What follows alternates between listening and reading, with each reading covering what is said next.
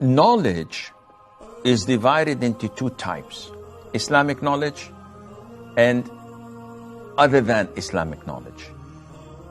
So I will not speak about Islamic knowledge.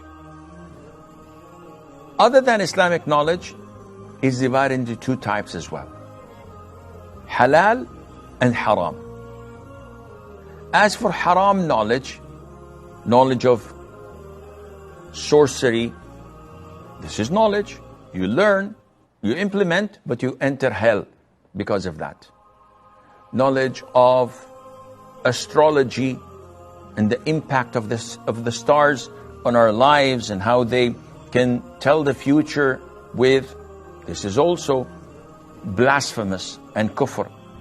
Knowledge of what they call beautiful arts, sculpturing, making statues. The most severely punished in hell are those who make and imitate the creation of Allah. Those who make sculptures, portraits, they draw beautiful arts such as music, ballet, dancing, acting. All of this is haram knowledge.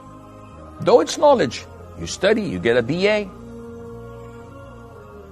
And then we have the halal and permissible knowledge, such as medicine, engineering, physics, mathematics, chemistry, all these applied sciences, as they call them, or others that are similar to that. Their claim that such sciences will not benefit you in the akhirah and the hereafter is not entirely correct. On the contrary, these are communal obligation. If we have a village or a country that are all PhD holders and they're all professors and doctors in fiqh, in aqeedah, in sharia, in hadith, in usul, all Islamic sciences. This is utopia. This is extremely fine and great. If they fail to produce one medical doctor, one civil engineer to run their city and check the construction of buildings, one architect, one mathematician to teach the kids and the students mathematics in the university, at school, if they fail to produce someone to fill this gap in the society, the whole village or city or town would be sinful, because they failed in this communal obligation. Allah Azza wa Jal did not tell all of us to become scholars of Islam. Allah says in the Quran, and it is not for the believers to go forth to battle all at once, for there should separate from every division of them a group remaining to obtain understanding in the religion and warn their people when they return to them that they might be cautious. Chapter 9, verse 122. What does this mean? It means that even at times of war, there should remain behind people of knowledge to learn, to acquire Islamic knowledge, and to warn their people when they come back with things that are halal and haram, and be able to advise them. This is a communal obligation.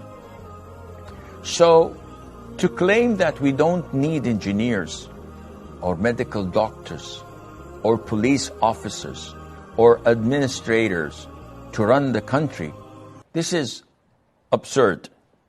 And as I said earlier, this is the justification of lazy people. Now, having said that, a medical doctor is not prohibited to become a scholar of Islam as well. And I know personally a lot of medical doctors, engineers, airline pilots, administrators, lawyers who are knowledgeable in Islam and Islamic sciences. So there's no real segregation, and we don't have men of the Lord like monks or priests that have nothing to do but to possess knowledge of the religion and control the community. No, we don't have this. They're all mixed. You can have someone who's a medical doctor and an imam of a masjid and who gives fatwas. You can have someone who's an industrial engineer who does this and write books about Islam because he studied Islam. He also learned from great scholars of Islam and it contributes to the process. لا إله إلا الله